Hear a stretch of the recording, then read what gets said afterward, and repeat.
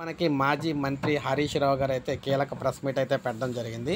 ఉద్యోగులకు సంబంధించి 3 డిఏ బకాయిలు ఏవైతే ఉన్నాయో ఈ బకాయిలకు సంబంధించి ఈయన కీలక మీటింగ్ అయితే పెట్టారన్నమాట. సో అధికారంలోకి వచ్చిన కాంగ్రెస్ సర్కారు సో అటు ఉద్యోగులతో పాటు మిగిలిన వారందరికీ కూడా ఇచ్చిన హామీలన్నీ కూడా నెరవేర్చకుండా ఎందుకు గెలిపించుకున్నామా వీరిని అన్నట్టుగా తయారు చేసిందని అన్నట్టుగా తయారైందని చెప్పేసి వారైతే అంటూ ఉన్నారన్నమాట. అయితే మొత్తంగా మనం చూసుకున్నట్లయితే తెలంగాణలో సో ఉద్యోగులకు ఇవ్వాల్సిన డిఏ బకాయిలు అయితే ఎక్కడ ఇవ్వలేదు. ఇక్కడ మనం చూసుకోవచ్చు. ముఖ్యంగాన మనం చూసుకున్నట్లయితే ఉద్యోగులకు సంబంధించి ఉద్యోగులకు పెండింగ్లో ఉన్న 3 డిఏలు ఇస్తామని మోసం చేశారన్నారు.